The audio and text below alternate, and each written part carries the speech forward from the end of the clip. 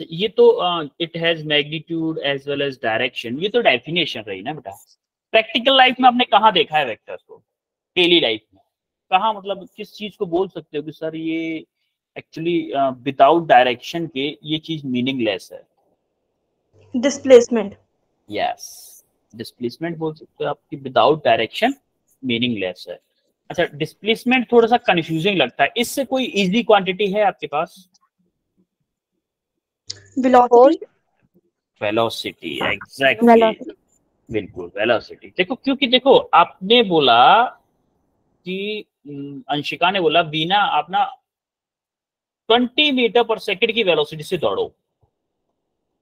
तो वीना ने, तो सबसे पहला क्वेश्चन वीना के दिमाग में क्या आएगा कि अंशिका मुझे पहले ये बताओ किस डायरेक्शन में है कि नहीं? यस तो अंशिका को दौड़ने के लिए सबसे पहले किस चीज की जरूरत पड़ी? डायरेक्शन की। मैग्नीट्यूड तो अंशिका ने बता दिया, अंशिका ने वीना को मैग्नीट्यूड तो बता दिया, लेकिन डायरेक्शन नहीं बताई थी। तो क्या वेलोसिटी के लिए मैग्नीट्यूड एंड डायरेक्शन दोनों चीजों की जरूरत पड़ेगी? Yes sir. यस तो हम वेलोसिटी को क्या बोलेंगे? वेक्टर क्वांटिटी बोलेंगे। सिमिलरली एक और कोई एग्जांपल बताना चाहेगा? फोर्स। फोर्स, बिल्कुल फोर्स बोल सकते हो। जैसे आपसे बोला गेट को खोलो, गेट को खोलो, तो आप गेट को, आपको अंदाजा है कि गेट मेरा अगर अंदर की तरफ खुल रहा है तो फोर्स किधर लगाओगे? अंदर की तरफ लगाओगे। अंदर की तरफ। तो अगर आपका गेट बाहर की तरफ खुलता है तो आप फोर्स किधर लगाओगे? बाहर की तरफ। क्या ऐसा हो सकता है कि गेट अंदर की तरफ खुल रहा हो, फोर्स बाहर की तरफ लगे तो गेट खुल जाए? ऐसा हो सकता है क्या? No sir. नहीं होता। मतलब आपको फोर्स को लगाने के लिए भी एक पर्टिकुलर डायरेक्शन चाहिए। Yes sir. Yes sir. तो आपको कुछ आइडिया हो रहा है कि इम्पोर्टेंस क्यों है, हमारा कितना इम्पोर्टेंस है वेक्टर क्वांटिटीज का? हमारी डेली लाइफ में भी इम्पोर्टेंस है, और हमारा जो सिलेबस जब आगे चलेगा 11th 12th में भी आपका बहुत यूज होने वाला है वेक्टर क्वांटिटीज। इसीलिए ये चैप्टर बहुत ज्यादा इंपॉर्टेंट है और अच्छे से पढ़ना है इस चैप्टर को। ठीक है, आज थोड़ा सा थ्योरी रहेगा तो हो सकता है थोड़ा सा फास्ट भी रहे, क्योंकि थ्योरी है ना, और आपको काफी सारी चीजें पता भी होंगी इसमें से, और जहां पे मुझे लगेगा कि ये चीज आपको नई है आपके लिए, वो मैं थोड़ा सा अच्छे से एक्सप्लेन करूंगा। ठीक है? Yes sir. ओके, तो शुरू करें फिर। Yes sir. ओके, आज हम पढ़ने वाले हैं, देखो सबसे पहले हम पढ़ेंगे difference between vector and scalar quantities. उसके बाद पढ़ेंगे practical use of vector quantity, जो कि मैं आपको बता चुका हूं, ऑलरेडी बता चुका हूं ना प्रैक्टिकल यूज। यस और हम देखेंगे टाइप ऑफ वेक्टर्स देखेंगे, यूनिट वेक्टर देखेंगे, डिस्प्लेसमेंट वेक्टर देखेंगे, और पोजीशन वेक्टर देखेंगे। और उसके बाद हम देखेंगे रिजोल्यूशन ऑफ वेक्टर्स, और कुछ वेक्टर्स से रिलेटेड प्रॉब्लम्स करेंगे। आज की क्लास में हम इतना कवर करने वाले हैं। तो श्री गणेश नमन करें। Yes sir. Yes sir. सबसे पहले तो आप मुझे बता दो कि लास्ट क्लास के जो क्वेश्चन मैंने दिए हैं आपकी स्क्रीन पे, इनका आंसर कर दो जरा, इनका आंसर कर दो पहले। साइन एक्स का इंटीग्रेशन, साइन एक्स का integration minus cos x। Minus cos x. अब उसमें लिमिट पुट करो, उसके बाद आंसर, फाइनल आंसर बताओ मुझे। -1। माइनस, वीना का -1 आया। -1। सबका -1 आ रहा है। 1। सबका -1 आ रहा है क्या? Yes sir. Yes sir. Okay, देखो साइन एक्स का इंटीग्रेशन क्या होगा? Minus cos x 0 to π/2। अब आप देखो जरा, माइनस के cos x π/2, upper limit put किया मैंने, माइनस के कॉस 0 होगा कि नहीं? Yes sir. अरे एक माइनस ये वाली और एक माइनस फॉर्मूले में आपकी जब लोअर लिमिट को अप्लाई करते हैं तो cos π/2, cos 90 की वैल्यू क्या होती है बताओ मुझे? cos 90 की वैल्यू बेटा, sin 90 की वैल्यू 1 होती है। cos 90 की वैल्यू 0 होती है, 0 तो यहाँ पे क्या आएगा 0 प्लस, देखो ये माइनस प्लस हो जाएगा, cos 0 की वैल्यू क्या होती है 1 होती है, तो 0 ये क्या हो जाएगा +1, तो आंसर आएगा आपका +1। सबने गलत दिया आंसर। समझ में आया कैसे हुआ +1? यस सर तब सिमिलरली इसका इंटीग्रेशन बताओ जरा, e की पावर 5x का इंटीग्रेशन बताओ, इसको तो सही बता दो, बोलो।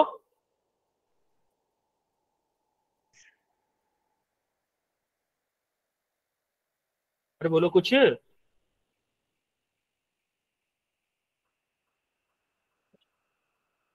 क्या हो गया? e की पावर 5x का इंटीग्रेशन,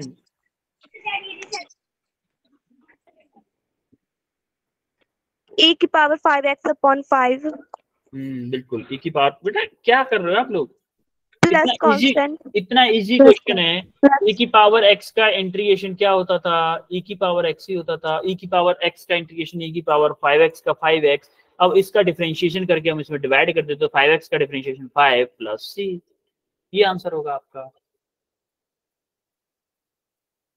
अब हम स्टार्ट करते हैं आज का टॉपिक। सबसे पहले हम देखते हैं इंपोर्टेंस ऑफ वेक्टर क्वांटिटी, जो कि मैंने आपको स्टार्टिंग में ही एक्सप्लेन की। जैसे मान लो एक और एग्जांपल देता हूं मैं आपको, जैसे एक बच्चे ने दिया था डिस्प्लेसमेंट, देखो ये वाला उसी बच्चे का एग्जांपल है। जैसे मान लो इस बंदे से मैं बोलूं कि भाई तुम्हें 20 मीटर पर सेकंड से चलना है, सॉरी 20 मीटर पर सेकंड से दौड़ना है, ये किधर जाएगा? बताओ किधर जाएगा ये, कुछ बता सकते हो?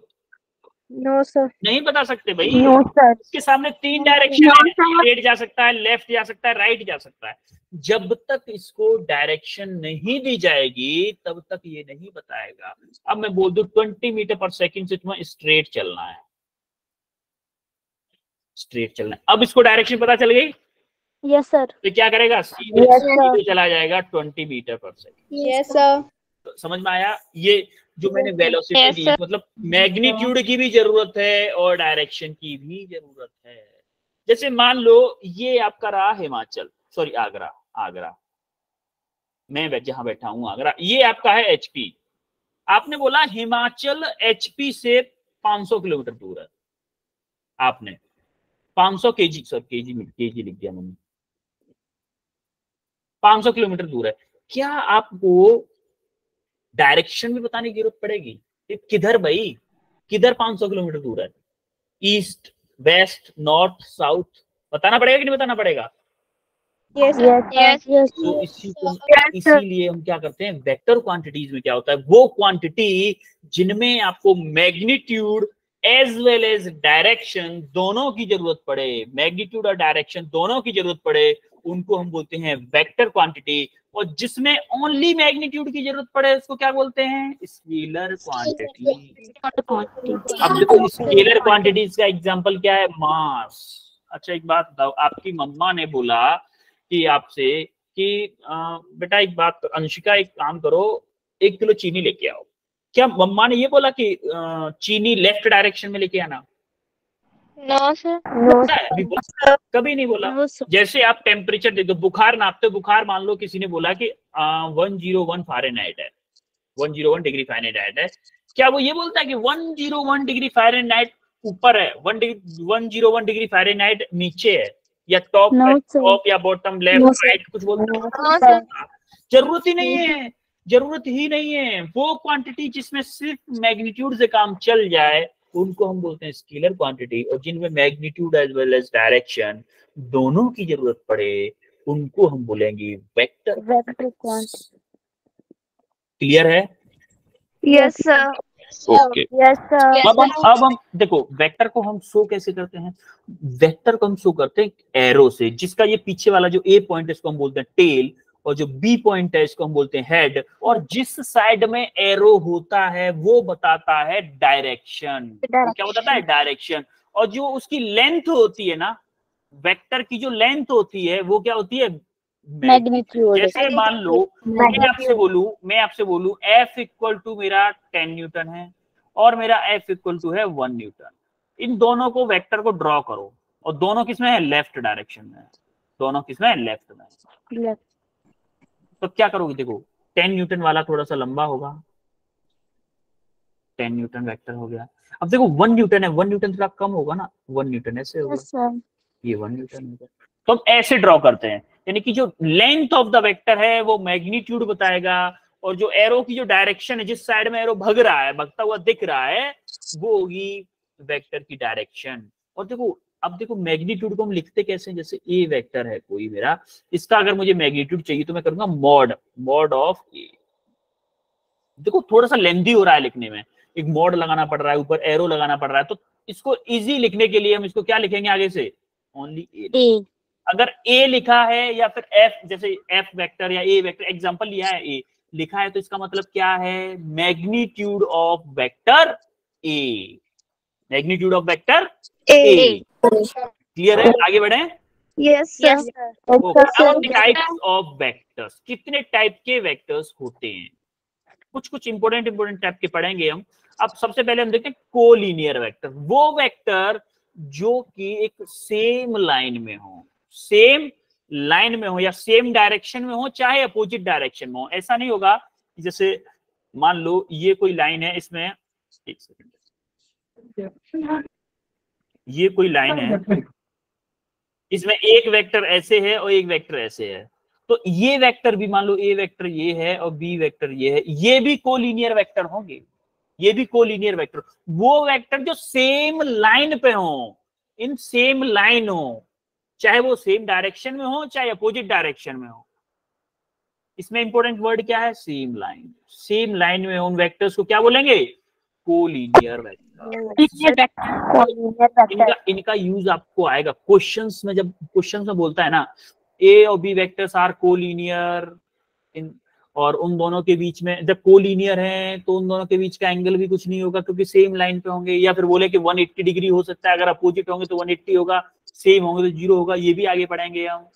ये वर्ड जो है ना, जैसे कोलिनियर वेक्टर जहां पे यूज कर दिया, हमें कोलिनियर की प्रॉपर्टी हमें पता होनी चाहिए क्वेश्चन सॉल्व करने के लिए, इसीलिए मैं टाइप ऑफ वेक्टर बता रहा हूं। सिमिलरली उससे सेकंड नंबर पे आता है पैरेलल वेक्टर। पैरेलल वेक्टर्स क्या होते हैं, वो वेक्टर जो कि सेम डायरेक्शन में होते हैं। Two collinear vectors acting along the same direction, यानी कि एक डायरेक्शन में ही दो वेक्टर हो, एक लाइन पे भले ही ना हो लेकिन एक ही डायरेक्शन में हो, उनको हम क्या बोलेंगे, कोलिनियर वेक्टर बोलेंगे। और एक चीज और बता दूं, दो वेक्टर्स का अगर हमें एंगल निकालना है, दो वेक्टर्स का अगर हमें एंगल निकालना है तो टेल से टेल जोड़ो या हेड से हेड जोड़ो। जैसे मान लो ये कोई ए वेक्टर है और ये कोई बी वेक्टर है, मुझे इन दोनों वेक्टर्स के बीच का एंगल निकालना है, तो मैं क्या करूंगा, जैसे ए वेक्टर मेरा ये है तो मैं ए वेक्टर को ऐसे ही रखा और बी वेक्टर को इसके टेल से टेल मिला, बी वेक्टर का टेल उठा के इससे मिला देता हूं, ये मेरा बी वेक्टर हो गया। तो ये जो एंगल है, ये एंगल क्या कहलाएगा, एंगल बिटवीन ए और बी वेक्टर, ए और बी वेक्टर। अच्छा एक बात तो कोलिनियर वेक्टर्स में दोनों एंगल वेक्टर्स के बीच में एंगल क्या होगा, collinear 180 degree. 0 degree, same direction में है, सेम डायरेक्शन में है। देखो एक वेक्टर आपका ऐसे है, ठीक है, अब मान लो ए वेक्टर मैंने ले लिया, अब जब आप बी वेक्टर के पास में गए, बी वेक्टर भी सेम डायरेक्शन में, तो टेल से टेल मिलाओ तो क्या इसके ऊपर ही आ जाएगा बी वेक्टर भी। Yes, sir. तो इन दोनों के बीच में अब एंगल बताओ क्या है, क्या थीटा मेरा 0 डिग्री है, 0. सर 0। क्लियर है, कोलिनियर वेक्टर्स। Yes, sir. अब थर्ड आते हैं एंटी पैरेलल वेक्टर। एक पैरेलल वेक्टर थे, वो वेक्टर जो पैरेलल हो एक दूसरे के। एंटी पैरेलल का मतलब क्या है, अपोजिट डायरेक्शन, जो पैरेलल ना हो, जो अपोजिट डायरेक्शन में हो। अपोजिट डायरेक्शन मतलब एक वेक्टर इधर जा रहा है तो एक वेक्टर इधर जा रहा है, अब इनके बीच में आपका एंगल क्या होगा, 180 डिग्री। जो देखो टेल से टेल मिलाओ जरा, दोनों की टेल से टेल मिलाओगे तो 180 डिग्री एंगल बन रहा है कि नहीं बन रहा है दोनों के। Yes, sir. तो यस सर। जो आपका एंटी पैरेलल वेक्टर होता है उनके बीच में क्या एंगल होता है, 180 डिग्री, और पैरेलल वेक्टर के क्या होता है, 0 डिग्री होता है। याद रहे ना, याद रखना। आपको क्वेश्चंस में कैसे बोलेगा, क्वेश्चंस में बोलेगा कि दो वेक्टर हैं जो कि दो एंटी पैरेलल वेक्टर हैं जिनके मैग्नीट्यूड ये हैं, जिनके मैग्नीट्यूड ये हैं, तो उन दोनों का रिजल्टेंट बताओ। तो एंटी पैरेलल वेक्टर से आपको पता हो जाना चाहिए कि दोनों वेक्टर क्या होंगे, एक दूसरे के अपोजिट डायरेक्शन में। समझ में आ रही बात? अब ऐसा जरूरी नहीं है, ऐसा जरूरी नहीं है कि सेम एक्सिस हो। जैसे मान लो ये वेक्टर है और ये भी वेक्टर, इसको भी हम एंटी पैरेलल बोल सकते हैं, इनको भी एंटी पैरेलल बोल सकते हैं, जो कि सेम डायरेक्शन में ना हो, सेम डायरेक्शन में ना हो, अपोजिट डायरेक्शन इसमें मेन चीज है कि अपोजिट डायरेक्शन में, अपोजिट डायरेक्शन, उनको हम बोलेंगे एंटी पैरेलल वेक्टर। अब हम आते हैं किस पे, अपोजिट और नेगेटिव वेक्टर। इसी का एक और स्पेशल केस लेते हैं कि अपोजिट वेक्टर क्या होता है, वो वेक्टर जो एक दूसरे के अपोजिट हो लेकिन मैग्नीट्यूड वाइज दोनों सेम हो। मैग्नीट्यूड वाइज, मान लो P का मैग्नीट्यूड और Q का मैग्नीट्यूड अगर मैं देखूं, मैग्नीट्यूड मतलब मॉड का क्या मतलब होता है, जैसे मॉड में अगर मॉड Q रखूंगा तो इसको मैं Q लिख सकता हूं। समझ रहे हो बात को? मॉड में प्लस माइनस मैटर नहीं करता, तो वो वेक्टर जिनके मैग्नीट्यूड सेम हो लेकिन डायरेक्शन अपोजिट हो, उनको हम बोलेंगे अपोजिट वेक्टर या फिर नेगेटिव वेक्टर। क्लियर है? Yes sir. ओके, अब हम पढ़ते हैं दूसरा, इक्वल वेक्टर्स। वो वेक्टर जो कि same direction with respect to their position, same direction, main point है सेम डायरेक्शन। इक्वल वेक्टर क्या होता है, सेम डायरेक्शन में हो और सेम मैग्नीट्यूड हो, सेम डायरेक्शन और सेम मैग्नीट्यूड, उन दोनों को हम क्या बोलेंगे, इक्वल वेक्टर। इक्वल दो वेक्टर हो सकते हैं, मोर देन टू भी हो सकते हैं इक्वल वेक्टर्स। अब एक और इंपोर्टेंट वेक्टर आता है जीरो वेक्टर, या फिर हम इसको क्या बोलते हैं, नल वेक्टर। वो वेक्टर जो कि जिसका मैग्नीट्यूड जीरो होता है, जिसका मैग्नीट्यूड क्या होता है, जीरो होता है, और इसको ग्राफिकली रिप्रेजेंट नहीं किया जा सकता। अच्छा एक बात बताओ, जीरो जो वेक्टर की लेंथ होती थी, क्या वो मैग्नीट्यूड बताती थी? अरे लेंथ ऑफ वेक्टर क्या बताता था? Magnitude.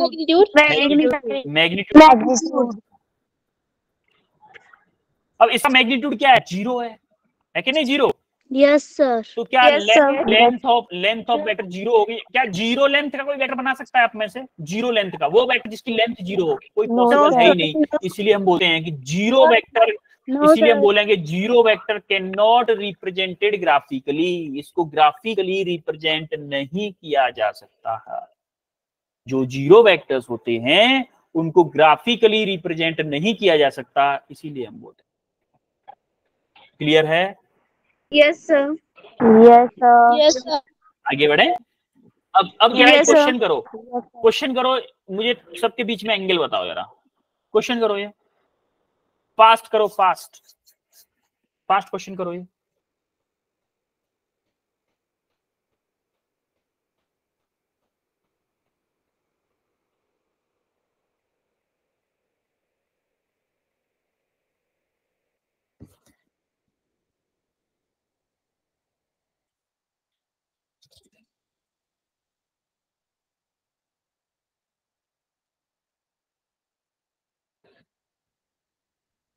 Three vectors A, B, C are shown in the figure. Find the angle between A and B vector, B and C vector, and A and C vector. तीनों vectors के बीच में, एक दूसरे के बीच में एंगल पूछा है। जरा ध्यान से करिएगा, टेल से टेल मतलब ताल से ताल मिला। ताल से ताल मिला गाना याद है? अरे याद है कि नहीं? ताल से ताल मिला, वही वाला गाना, वही वाला गाना। उस गाने को याद रखो बस, उस गाने को याद रखो। ताल से ताल मिला, यहाँ पे ताल से ताल मिला दो, जो एंगल बन रहा है वही आंसर होगा। सर ए एंड बी के बीच 60 डिग्री, ए एंड बी के बीच में 60 डिग्री आ रहा है, ठीक है। और बी एंड सी के बीच में बताओ, बी 0 डिग्री, बी एंड सी के बीच में 0 डिग्री आ रहा है, और ए और सी के बीच में बताओ जरा, 180, ए और सी के बीच में 180 आ रहा है। 180। ऑप्शन वन किसका 60 डिग्री आ रहा है, हैंड रेस करो। 60 डिग्री किसका आ रहा हो? ओके सर और हैंड बी डाउन करो सब। 75 हाँ। और सेकंड ऑप्शन बी वाले का आंसर, बी और सी में पूछा है ना, सेकंड वाले बी और सी, किसका 15 डिग्री आंसर आ रहा है? सेकंड ऑप्शन 15 डिग्री किसका आंसर आ रहा है? 15 डिग्री। सेकंड ऑप्शन 15 डिग्री किसका आंसर आ रहा है? 15 डिग्री सेकंड ऑप्शन करेक्ट है। अब थर्ड के लिए चलते हैं। थर्ड के लिए जस्ट वेट, अभी हैंड रेज नहीं करना, जस्ट वेट, मैं आंसर बताऊंगा। थर्ड वाला क्या है? थर्ड वाला है ए और सी के बीच में, ए और सी के बीच में क्या 75 डिग्री कितनों का आ रहा है? थर्ड ऑप्शन, थर्ड वाला 75 कितनों का आ रहा है? 12 लोगों का, 15। ओके चलो करते हैं अपन लोग। अब थोड़ा सा मिस्टेक किए हो आप, जिन्होंने जो मिस्टेक किया है वो ध्यान से देखें, ध्यान से देखिएगा। अब जादू होने वाला है आपके सामने। देखो पहले हम देखते हैं ए और बी के बीच में, फर्स्ट वाला देखो, ए और बी के बीच में। देखो क्या मैं ए को कांस्टेंट रखूं, बी को पीछे किसका लाऊं? ए को मैंने रखा एक्स एक्सिस मेरा, चलो एक्स एक्सिस ये है, सीधा सीधा एक्स एक्सिस ये है, ठीक है। ए मेरा है यहां से ऐसे करके, ए वेक्टर मेरा ये रहा, जो कि इससे 30 डिग्री का एंगल बना रहा है। अब देखो बी क्या है? एक्स, वही सेम एक्सिस है। बी क्या है? नीचे की तरफ 30 डिग्री बना रहा है। क्या मैं ये बोल दूं टेल से टेल मिलाने के लिए बी मेरा ये वेक्टर होगा कि नहीं? ये एंगल क्या है मेरा? ये एंगल 30 डिग्री। तो दोनों के बीच में टोटल एंगल क्या हो गया? टोटल 180 30 प्लस 30 क्या हो गया? 60 डिग्री। सिमिलरली सेकंड वाले ऑप्शन पे पहुंचो। सेकंड वाला क्या बोल रहा है? बी और सी के बीच में। देखो बी क्या है आपका? एक्स एक्सिस से नीचे की तरफ है बी आपका, कितना? 30 डिग्री। बी वेक्टर यहाँ पे है आपका 30 डिग्री है। सी क्या है? 45 डिग्री नीचे की तरफ ही है, 45 डिग्री, यानी कि यहीं से नीचे की तरफ 45 डिग्री। ये क्या आपका? सी है, सी वेक्टर। ये क्या आपका? 45 डिग्री। अब आपको क्या चाहिए? बी और सी के बीच में, बी और सी के बीच में चाहिए, तो क्या आपको ये वाला एंगल चाहिए? ये वाला? यस ये वाला एंगल कैसे निकाल सकते हो आप? कैसे निकाल? टोटल 45 है, टोटल 45 है, और उसमें तो 30 माइनस कर दो तो कितना आएगा? 15 डिग्री। 15। अब थर्ड को देख लो जरा, थर्ड को देखो। थर्ड में क्या है? हमारा ए और सी के बीच में पूछा है, तो देखो हमारा ये आपका एक्स एक्सिस हो गया, ए आपका ऐसे है, ए वेक्टर आपका ऐसे है जो कि 30 डिग्री का एंगल बना रहा है, और सी आपका नीचे की तरफ है जो कि इससे 45 डिग्री बना रहा है। तो दोनों टोटल एंगल क्या होगा? Total 75 degree. क्लियर है सबको? कोई डाउट किसी को? No sir. आगे बढ़े? Yes sir. अब हम आते हैं यूनिट वेक्टर। भाई ये बड़ा इंपॉर्टेंट चीज है, इसको जरा ध्यान से देखिएगा। यूनिट वेक्टर किसको कहते हैं? When a vector divided by its own magnitude, a vector divided by its own magnitude is known as unit vector.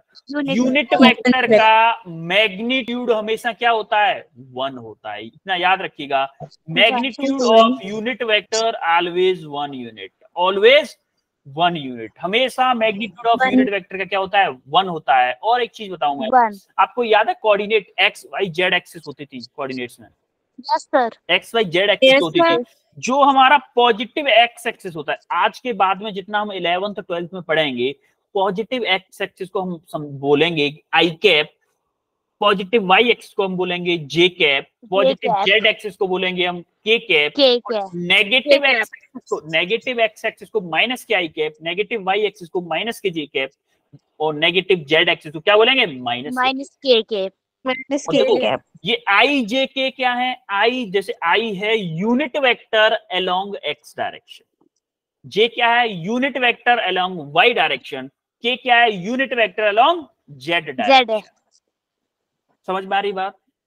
Yes sir. Yes sir. अब देखो जैसा कि डेफिनेशन में बोला है कि कोई एक वेक्टर है, मान लो ए वेक्टर, ए का मैग्नीट्यूड क्या होगा? ए के मैग्नीट्यूड को क्या मैं ए लिख सकता हूं? आपको याद है एक जो मैंने वेक्टर ए ये करके बोला था, उसको ए लिखने के लिए बोला था मैग्नीट्यूड को। तो अगर मुझे डायरेक्शन वेक्टर चाहिए, डायरेक्शन के वेक्टर कैसे लिखते हैं? ए कैप लगा देते हैं, इसके ऊपर टोपी लगा देते हैं। ए कैप का मतलब है ए वेक्टर डिवाइडेड बाई ए, यानी कि इसका मैग्नीट्यूड। अच्छा, इसका मैग्नीट्यूड अगर मैं पूछूं हमेशा क्या होगा? 1 होगा। इसका मैग्नीट्यूड हमेशा 1 होगा। और ये सिर्फ किस लिए यूज किया जाएगा? ये सिर्फ डायरेक्शन के लिए यूज किया जाएगा। ये हमेशा डायरेक्शन के लिए यूज किया जाएगा। और वेक्टर को हम लिखते कैसे generally, A dash, A cap मतलब अगर कोई वेक्टर लिखा हुआ है, जैसे आपको देखो मैं एग्जांपल बताता हूं, आपने वेलोसिटी लिखा 5 मीटर पर सेकेंड इन राइट डायरेक्शन, देखो जरा इसी की फॉर्म में लिखा है आपने, ये क्या है, क्या ये मैग्नीट्यूड है? Yes sir. है कि नहीं? क्या ये डायरेक्शन है? क्या ये डायरेक्शन है? Yes sir. Yes sir. और जो हमारा कैप जो बताता है, ए वेक्टर का कैप जो बताता है वो यही बताता है, इसीलिए हम इसको क्या बोल देंगे, क्या मैं वी कैप बोल सकता हूँ इसको, वी कैप, वी की डायरेक्शन, वी का डायरेक्शन वेक्टर, वी का डायरेक्शन वेक्टर। तो हमें जैसे यहाँ पे लिखा है force F equal to 5 Newton in east, तो देखो 5 क्या है, मैग्नीट्यूड है, ये क्या है, एन क्या है, यूनिट, न्यूटन इसकी यूनिट हो गई। जो इन ईस्ट है, ईस्ट डायरेक्शन क्या है, ओनली डायरेक्शन बता रहा है, ईस्ट की डायरेक्शन में ये फोर्स हमें लगाना है। तो अब याद रहे हमेशा यूनिट वेक्टर किस लिए यूज किया जाता है, यूनिट वेक्टर किस लिए यूज किया जाता है, डायरेक्शन बताने के लिए। और यूनिट वेक्टर का मैग्नीट्यूड हमेशा क्या होता है, 1 होता है, हमेशा 1 होता है। और यूनिट वेक्टर का फॉर्मूला होता है A cap equal to A vector divided by A. Clear है यूनिट वेक्टर? Yes sir. आगे बढ़े? Yes sir. ओके, अब हमारा आता है पोजीशन वेक्टर। अब पोजीशन वेक्टर क्या होता है भाई, पोजीशन वेक्टर क्या होता है, जैसा कि हमें नाम से पता चल रहा है पोजीशन। अच्छा एक बात बताओ, थोड़ा सा देख लेते हैं क्या है यहाँ तक, ठीक है। जैसे मान लो अब मैं आपकी पोजीशन बताना चाह रहा हूं, पोजीशन, आपकी position in the terms of x y z coordinate, in terms of x y z coordinate. मान लो ये आपका रूम है, ये क्या है, रूम है, क्या मैं इसको बोल दूं एक्स एक्सिस बोल दूं, इसको एक्स एक्सिस बोल दूं और इसको वाई एक्सिस बोल दूं, और जो आप वर्टिकल हाइट में बैठे हो, जो आप वर्टिकल हाइट में बैठे हो उसको मैं क्या बोल देता हूं, जेड एक्सिस, ठीक है, क्लियर है इतना। मान लो आप पढ़ाई कर रहे हो इस कॉर्नर में बैठ के, ये आपकी चेयर है, ये आपकी क्या है, चेयर है, ये आप बैठे हो मुस्कुरा रहे हो और हाथ में आपके क्या लगा, एक स्मार्ट, ये जो मैं क्लास ले रहा हूं आप, ये स्मार्टफोन लगा हुआ है, ये चेयर पे बैठे हुए हो आप यहाँ पे।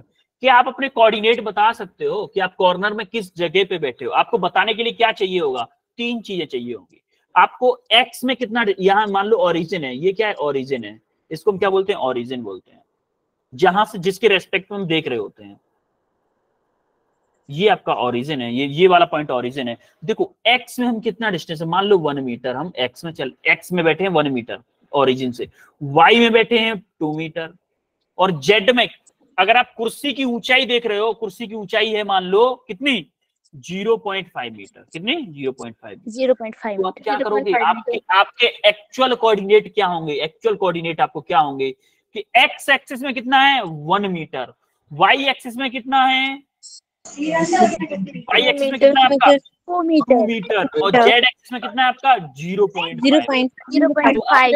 एक्चुअल में आपके कोऑर्डिनेट मतलब पोजीशन वेक्टर के, इसको जब वेक्टर फॉर्म में लिखूंगा मैं, तो मैं लिखूंगा कि आपका पोजीशन वेक्टर यानी कि आर बोल दूं तो क्या आएगा, 1 आई कैप प्लस 2 जे कैप प्लस 0.5 के कैप। समझ में आया position vector? Yes sir. Yes sir.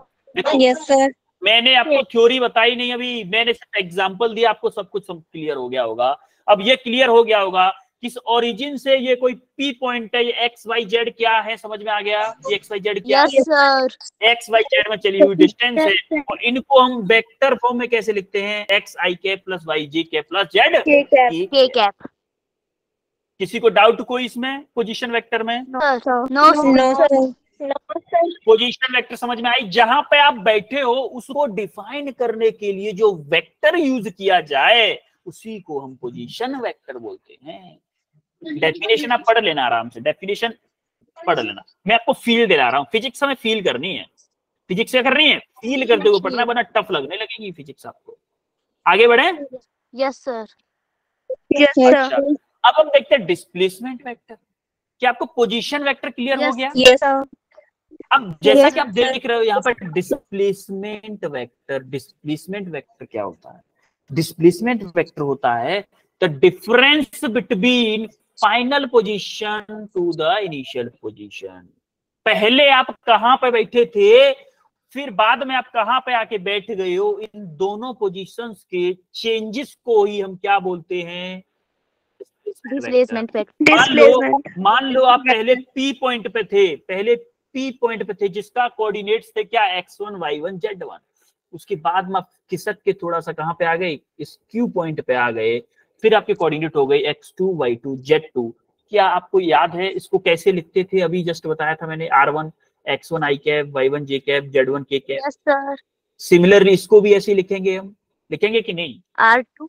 Yes sir. देखो ये Yes, ये sir. जो कंडीशन है इसको मैं बताऊंगा वेक्टर एडिशन में। Yes sir. वेक्टर एडिशन का है ये पार्ट। अभी आप ये समझो कि डिस्प्लेसमेंट होता है R2 माइनस के I1, R2 वेक्टर माइनस के I1 वेक्टर, यानी कि फाइनल पोजीशन वेक्टर माइनस के इनिशियल पोजीशन। इनिशियल। अच्छा देखो, जब फाइनल पोजीशन वेक्टर, देखो माइनस प्लस, अभी आपको एडिशन जब कल पढ़ाऊंगा ना नेक्स्ट क्लास में, उसमें पढ़ाऊंगा कंपोनेंट फॉर्म में एडिशन करना या सब्ट्रैक्शन करना। कल की क्लास का सबसे लास्ट टॉपिक होगा आपका vector summation and subtraction in component form, उसमें बताऊंगा। लेकिन अभी आपको छोटी सी हिंट समझो कि जब हम माइनस करते हैं ना, तो आई वाले का आई वाले से माइनस करते हैं, और जे वाले का जे वाले से, और के वाले का के वाले से। अब देखो R2 माइनस के R1 कर रहे हैं, तो क्या मैं ये बोलूंगा कि x2 माइनस के x1 आई कैप होगा? Yes sir. Plus similarly y2 minus के y1 j कैप होगा, और plus z2 minus Z2 minus Z1 K cap. यही जो आपका आया ना, ये जो आया है, इसी को हम क्या बोलते हैं, डिस्प्लेसमेंट वेक्टर बोलते हैं। इसी को क्या बोलते हैं, डिस्प्लेसमेंट वेक्टर बोलते हैं। तो आप क्लियर हुआ, the difference between final and initial position vector is known as displacement vector. Clear है? Yes sir. Yes, sir. आगे बढ़े। Yes, sir. अब हम देखते हैं resolution of vectors. Resolution of vectors क्या है अभी? रिजोल्यूशन ऑफ वेक्टर्स क्या होता है कि जैसे ही हम वेक्टर्स, मान लो ये कोई वेक्टर है, अभी तक हमने क्या देखा, अभी तक देखो, अभी तक हमने क्या देखा है, यहां तक हमने क्या देखा, हमारा वेक्टर कोई x डायरेक्शन में दे रखा हो, y डायरेक्शन में दे रखा हो, z डायरेक्शन में दे रखा हो, तो हम उसको i j k की फॉर्म में लिख देते हैं। अगर हमारा कहीं बीच में दे रखा हो, उसको कैसे लिखेंगे भाई? उसको कैसे लिखेंगे? उसका भी तरीका निकालने वाले हम, जिसको बोलेंगे हम रिजोल्यूशन ऑफ वेक्टर्स। मान लो ये कोई एक्स वाई कोऑर्डिनेट थे, और उसमें कोई आर वेक्टर था, किसी एंगल पे था, थीटा एंगल पे with the horizontal, theta angle with the horizontal था, तो उसको हम कैसे रिजॉल्व करेंगे? देखो कैसे रिजॉल्व करेंगे। मान लो यहां से ये एंगल पे था, तो मैंने एक डॉट डॉट डॉट डॉट बना के ये ट्रायंगल बनाने की कोशिश करी है, OMP। ये एंगल कौन सा? ट्रायंगल OM और P। ये एंगल बनाने की कोशिश करिए, ट्रायंगल OMP, या फिर बोलूंगा ट्रायंगल OMP। OMP ट्रायंगल में आप देखोगे क्या, ये अगर एंगल थीटा है तो मेरा बेस ये होगा, होगा कि नहीं होगा? Yes, base, sir. अरे Yes, sir. बेस ये होगा ना, बेस। और ये क्या होगा? परपेंडिकुलर होगा। Yes sir. और ये क्या होगा? हाइपोटेन्यूज होगा। Hypotenuse. अच्छा, अब कॉस का जरा लिखो, कॉस, कॉस थीटा क्या लिखोगे? कॉस थीटा क्या होता है? कॉस क्या होता है बताओ? Base upon Hypotenuse. Base upon hypotenuse. Base क्या है मेरा? बेस क्या है? OM। बेस मेरा OM है, हाइपोटेन्यूज क्या है मेरा? R है, R है। तो देखो मुझे चाहिए क्या? बेस चाहिए, तो बेस मुझे OM निकालना है। क्या मैं बोल दूं R cos थीटा के इक्वल होगा? Yes sir. होगा कि नहीं? Yes, similar sir. Sine theta क्या होता है? साइन थीटा क्या होता है? क्या परपेंडिकुलर अपॉन हाइपोटेन्यूज होता है साइन थीटा? Yes sir. ना, परपेंडिकुलर क्या है आपका? PM है, PM डिवाइड बाई R। तो क्या मैं PM को बोल दूं R साइन थीटा होगा? Yes, sir. देखो Yes, sir. अब Yes, देखो, sir. आपको ट्रिक, इसकी एक ट्रिक बताता हूं मैं, हर बार ऐसा नहीं करना ना, क्वेश्चन में बहुत सारे रिजोल्यूशन आएंगे। अभी तो ये सिर्फ रिजोल्यूशन ऑफ वेक्टर एक छोटू सा टॉपिक है, आपको एक एक क्वेश्चन में 10-10 बार रिजोल्यूशन करना पड़ेगा। तो हर बार ऐसे ट्रायंगल थोड़ी ना बनाओगे, हर बार नहीं बनाना, हर बार नहीं बनाना रे बाबा, हर बार नहीं बनाना। हम एक ही बार देखेंगे। देखो जिस साइड से एंगल टच कर रहा हो, जिस साइड से एंगल टच कर रहा हो, ये साइड टच कर रहा है एंगल, Yes, sir. उस Yes, साइड sir. में आएगा उस वेक्टर का कॉस कंपोनेंट। उस साइड में उस वेक्टर का कॉस कंपोनेंट आएगा आर कॉस थीटा, और जिस साइड में आपका टच नहीं कर रहा हो, क्या ये वाली साइड है वो इस साइड में टच नहीं कर रहा है? Yes sir. है ना, तो इस वाली साइड में आएगा क्या, इसका आर साइन थीटा, यानी कि आर का साइन कंपोनेंट, आर का साइन कंपोनेंट। Sign component. आप जब देखोगे ना तो ये वाली साइड और ये वाली साइड दोनों इक्वल है, देखोगे आप? Yes sir. ये दोनों साइड इक्वल है कि नहीं है? यस ओ एन और पी इक्वल है। सिमिलरली आपका ये वाली साइड और ये वाली साइड दोनों इक्वल है, यानी कि ओ एम और एन पी दोनों इक्वल है।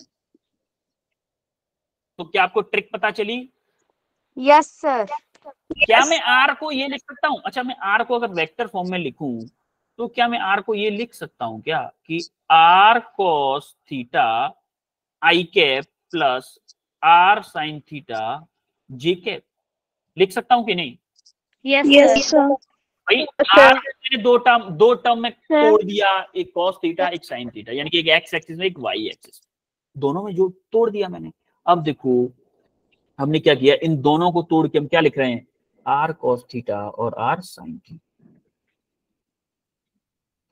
देखो ये ट्रायंगल लॉ भी हम आगे हम पढ़ेंगे, ट्रायंगल लॉ हम कल की क्लास में पढ़ेंगे, इसलिए मैंने उससे एक्सप्लेन नहीं किया, आपको इस तरीके से एक्सप्लेन किया।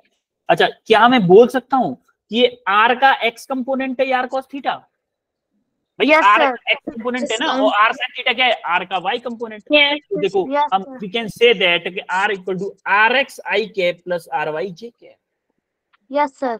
अब आपको याद है मैग्नीट्यूड कैसे निकालते थे हम? मैग्नीट्यूड हम कैसे निकालते हैं, अगर किसी भी वेक्टर का मान लो कोई ए एफ वेक्टर दे रखा है, आपको दे रखा है x i cap plus y j cap दे रखा है, तो इसका मैग्नीट्यूड अगर आपको निकालना है तो निकालोगे अंडर रूट में आई का जो कोफिशिएंट है उसका स्क्वायर प्लस जे का जो कोफिशिएंट है उसका स्क्वायर। अगर के होता ना, के प्लस मान लो जेड के कैप होता, तो यहाँ पे क्या करोगे, जेड स्क्वायर। अंडर रूट में आई का जो कोफिशिएंट है उसका स्क्वायर प्लस जे का जो कोफिशिएंट है उसका स्क्वायर करेंगे तो हमारा क्या आ जाएगा, मैग्नीट्यूड आ जाएगा। सिमिलरली हमने मैग्नीट्यूड क्या निकाला, देखो आई का कोफिशिएंट क्या है, आर कॉस थीटा, और वाई का कोफिशिएंट क्या है, जे का आर साइन थीटा, तो R square plus R X square plus are Y square करेंगे, या फिर बोलूं आर एक्स स्क्वायर, ये वाला R X square plus are Y square, इसको इस फॉर्म में लिख सकते हैं कि नहीं लिख सकते हैं? Yes sir. आर के फॉर्म में लिखना है तो इसकी जगह आर एक्स की जगह लिख दो R cos theta, R Y की जगह आर साइन थीटा लिख दो। क्लियर है? Yes sir. अब देखो टेन थीटा की जरूरत पड़ेगी, क्या मैं इसको बोल सकता हूँ कि ये वैल्यू मेरी आर एक्स है और ये वैल्यू मेरी आर वाई है, बोल सकता हूँ कि नहीं? अब देखो टेन थीटा, अगर मुझे टेन थीटा, हाँ टेन थीटा अगर चाहिए, टेन थीटा क्या होता है, टेन थीटा की वैल्यू क्या होती है, परपेंडिकुलर अपॉन बेस। अब देखो यहाँ पे परपेंडिकुलर क्या है, क्या आर वाई है perpendicular? Yes sir. R Y और बेस क्या है, बेस क्या है, आर एक्स है कि नहीं है? यस टेन थीटा क्या है, R Y upon R X. तो आपके सबसे इंपोर्टेंट यहाँ पे फॉर्मूले हैं ये दोनों हैं, ये दोनों फॉर्मूले बहुत ज्यादा इंपोर्टेंट है। क्लियर है? इसमें कोई डाउट इस स्लाइड में? No sir. आगे बढ़े? Yes sir. अब ये क्वेश्चन है, इसको इसमें से सिर्फ एक क्वेश्चन करना है, वो फर्स्ट क्वेश्चन करो, ये दो क्वेश्चन आप होमवर्क में, ये दो क्वेश्चन आपके लिए होमवर्क है, ओनली फर्स्ट क्वेश्चन करो इसमें से, ओनली फर्स्ट क्वेश्चन।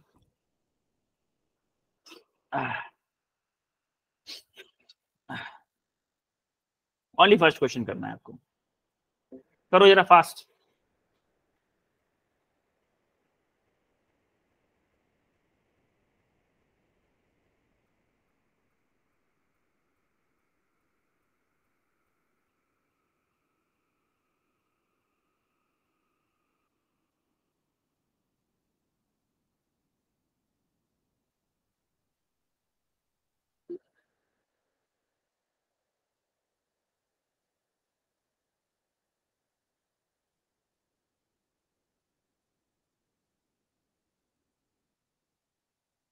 आंसर आएगा किसी का?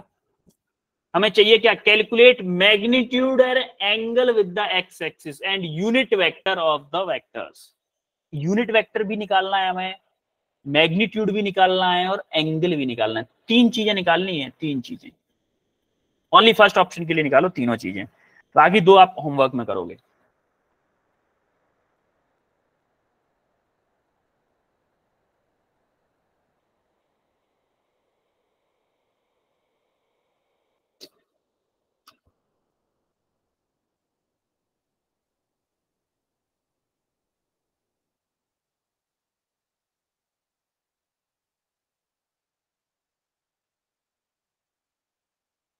हुआ कि नहीं हुआ? चलो, हो रहा है। अच्छा ये बताओ, हो रहा है कि नहीं हो रहा है, ये बताओ। मैग्नीट्यूड किसी का आया? मैग्नीट्यूड, मैग्नीट्यूड तो आसान था ना। Yes, sir. हाँ बताओ, मैग्नीट्यूड क्या आ रहा है R1 का? 2 √2. 2√2, ठीक है। R1 का मैग्नीट्यूड, ठीक है। और यूनिट वेक्टर, चलो मैं एक क्वेश्चन करवा देता हूं एक्चुअली में, उसके बाद 2 क्वेश्चन आप प्रैक्टिस कर लेना, ठीक है। ध्यान से देखो, इधर देखो, अब इधर देखो सब लोग, इधर देखो। R1 आपको दे रखा है, क्या है आपका? 2i cap plus 2j cap.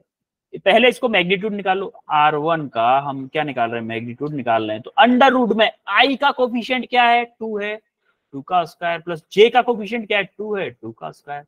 तो आप इसको देखोगे क्या आएगा? 2 का स्क्वायर कॉमन ले लो, 2 अंडर रूट में 1 + 1 यानी कि 2√2। 2√2 आ रहा है? Yes, आ रहा है कि sir. नहीं? आपका Yes, sir. 2√2 ये आ गया।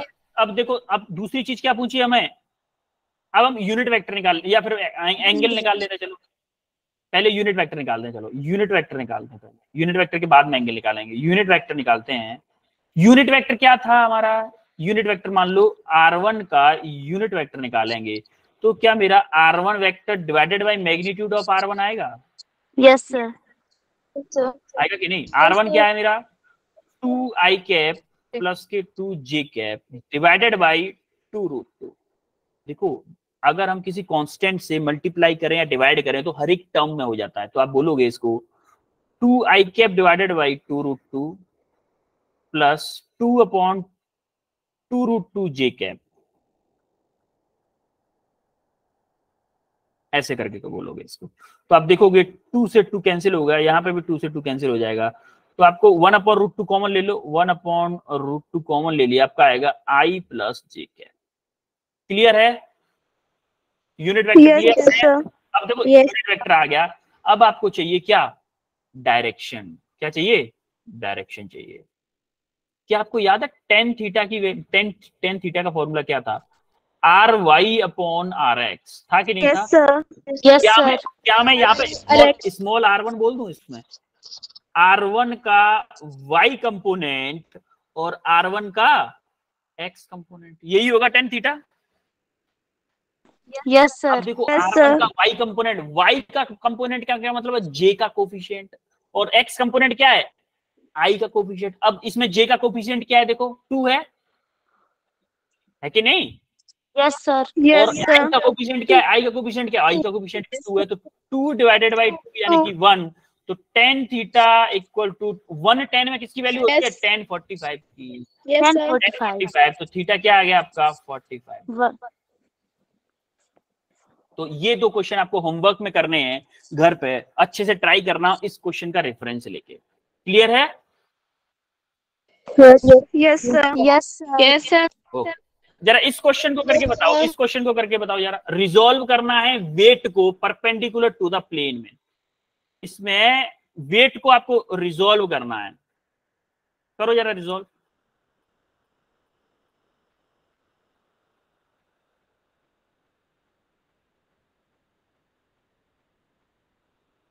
करो, थोड़ा सा फास्ट करो।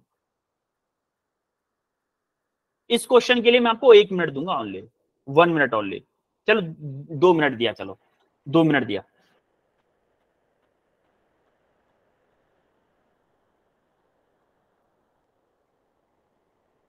हमें इसका वेट रिजॉल्व करना है। वेट ध्यान रखना, वेट परपेंडिकुलर लगेगा, जस्ट परपेंडिकुलर लगेगा, क्योंकि ग्रेविटेशनल फोर्स जिस डायरेक्शन में लगता है उसी डायरेक्शन में वेट लगता है। याद रखना ये बात।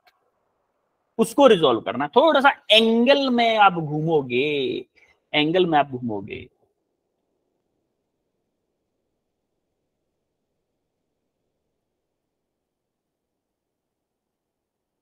अगर आपको 9th क्लास थोड़ी सी याद होगी ना तो आप पक्का कर दोगे,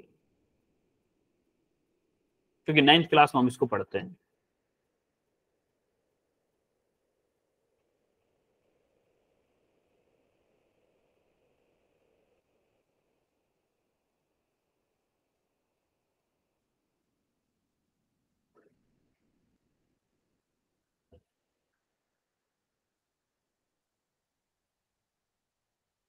10√3 and 10√3। ओके, और किसी का आंसर आया कुछ?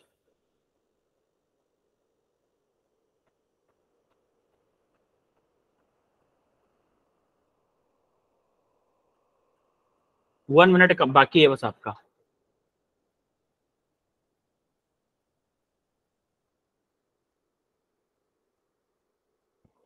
ओके, हो गया, टाइम हो गया आपका। Time up, time up, time up. हमें बेटा टाइम भी देख के सॉल्व करना होगा ना क्वेश्चन, ऐसा थोड़ी ना नीट में आपको 10 घंटे मिलते हैं, टाइम उतना ही मिलता है। देखो थोड़ा सा बड़ा बनाएंगे हम इसको। ये आपका वेट हो गया 2 kg। क्या 2 kg वेट जस्ट डाउनवर्ड लगेगा? ये एंगल है आपका 30 डिग्री। जस्ट वर्टिकली डाउनवर्ड लगेगा कि नहीं लगेगा? लगेगा ना?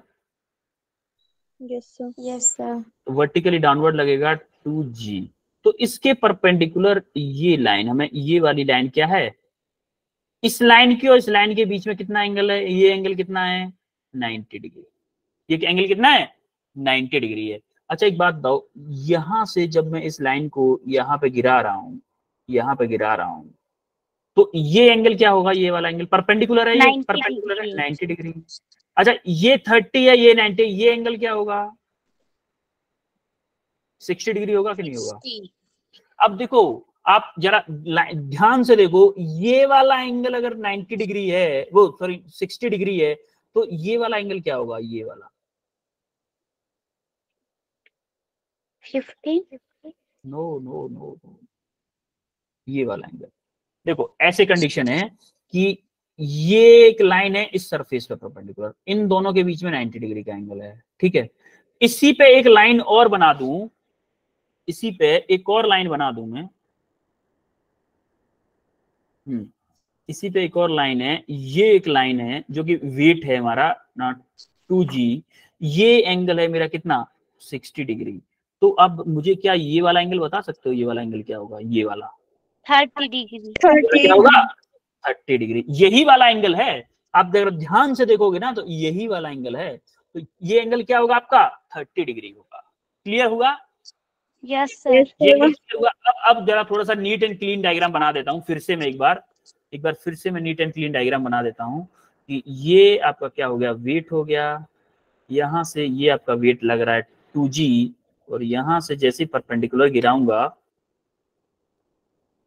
ये एंगल मेरा कितना है? 30 डिग्री, क्योंकि ये भी 30। ये बात याद रखना, जैसे ये वाला एंगल 30 डिग्री होगा तो यहां से इस साइड में कंपोनेंट क्या आएगा 2g का? बताओ, परपेंडिकुलर टू द प्लेन क्या आएगा? अरे जिस साइड में एंगल टच होता है उस साइड में क्या आता है? 2g cos theta. cos theta की क्या आएगा? cos theta. सिमिलरली इसके अलोंग क्या आएगा? जिस साइड में एंगल टच नहीं है उस साइड में क्या आता है? 2g sine theta.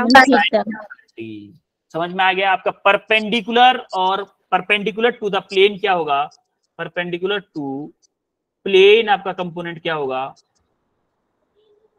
2g cos 30। और पैरेलल टू प्लेन क्या होगा? 2g sin theta. क्लियर हुआ कैसे किया है हमने question? Yes sir. Yes sir. Okay, अब जरा इसके दो कंपोनेंट और करके बता दो, बहुत इजी है। इसके दो कंपोनेंट और करके बता दो। इसने बोला है कि एंगल 30 डिग्री का बना रहा है if horizontal component of the vector is 250। Horizontal component कितना दे रखा है? 250 दे रखा है। तो उसने पूछा है कि इसका वर्टिकल कंपोनेंट बता दो मुझे, vector and it's vertical component. Magnitude of vector बता दो और इसका वर्टिकल कंपोनेंट बता दो फास्ट। ये तो बहुत सिंपल है ना। हॉरिजॉन्टल कंपोनेंट क्या होगा इसका? a cos 30। एंगल हॉरिजॉन्टल से जुड़ा हुआ है ना। a cos 30 इक्वल टू दे रखा है आपको 250। a cos 30 कितना दे रखा है आपको? 250 दे रखा है। अब तो कर दो इसको।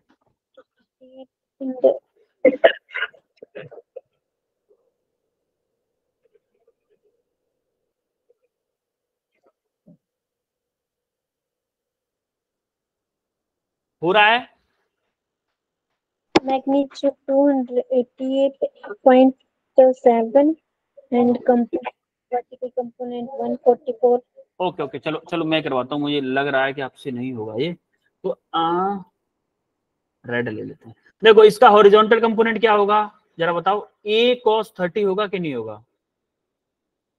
सिमिलरली वर्टिकल कंपोनेंट क्या होगा, a sin 30 होगा कि नहीं होगा, ये बताओ पहले, होगा? Yes sir. उसने बोला हॉरिजॉन्टल कंपोनेंट 250 है मेरा, तो क्या मैं a cos 30 इक्वल टू 250 दे रखा है, इसने दे रखा है कि नहीं? Yes sir.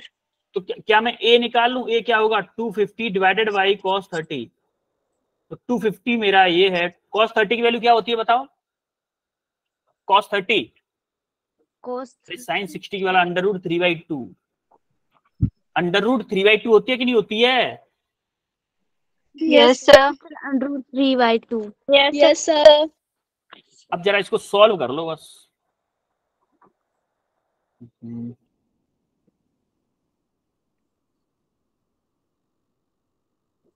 इसको जस्ट आप सॉल्व कर लो। 125 होगा, 125 यस सर। 125 √2, 125 √2 आ रहा है ये। अब सिमिलरली आपको देखो a का मैग्नीट्यूड आ गया कितना, 125 √2। अब आपको पूछा क्या है, हॉरिजॉन्टल कंपोनेंट पूछा है, तो हॉरिजॉन्टल वर्टिकल कंपोनेंट क्या होगा, a sin थीटा होगा कि नहीं होगा? Vertical component a sin theta है ना, a sin 30 sorry, a sin 30 होगा, तो a कितना है मेरा 125 √2, और sin 30 की वैल्यू क्या है मेरा 1/√2 होती है वैल्यू। √2 से 125 √3 नहीं आएगा, √3। ओ सॉरी 125 √3 आएगा। ओके सॉरी बेटा, टाइपो मिस्टेक हो गया मेरे से, ये 125 √3 होगा, तो ये √2 कटेगा नहीं, तो हमारा आएगा 125 √3 डिवाइडेड बाई √2। क्लियर हुआ, या कैसे हुआ है क्वेश्चन? Yes sir. ये आपका क्या हुआ, हॉरिजॉन्टल कंपोनेंट, ये आपका क्या है vertical component, sorry vertical component, ये आपका मैग्नीट्यूड, दोनों चीजें आ गई। अब इसका सॉल्यूशन है, और ये आपके लिए कुछ होमवर्क क्वेश्चन है। अब मुझे ये बताओ आपने आज पढ़ा क्या क्या है? वेक्टर, सबसे पहले बताओ टाइप ऑफ वेक्टर, सब उससे पहले हमने देखा था, क्या देखा था उससे पहले, difference between scalar scalar and vector. दूसरे नंबर पर हमने देखा था टाइप ऑफ वेक्टर, यही पढ़ा था। Types of yes sir. उसके बाद थर्ड नंबर पे क्या पढ़ा था यूनिट हमने, vector. Unit vector. Types of fourth पे क्या पढ़ा था, position position vector. Fifth number पे क्या पढ़ा था, displacement vector. Displacement vector. Fifth number पे क्या पढ़ा था, सिक्स पे रिजोल्यूशन ऑफ वेक्टर। उसके बाद क्वेश्चंस। वेक्टर। इतने में किसी को कोई प्रॉब्लम है, बताओ जरा। नो इतने में सर। किसी को कोई प्रॉब्लम, ऑल क्लियर है? Yes sir. Yes sir. No sir. Okay then फिर अभी क्लास को करते हैं अपन एंड, और अगर कोई डाउट हो तो बताओ अभी भी आप मुझे। कोई डाउट है? No sir. नो डाउट्स, तो फिर चलें एंड करें फिर क्लास को आज। यस ओके देन चलते हैं बच्चों फिर। Bye sir. Bye everyone, bye sir, thank you sir. Bye good night.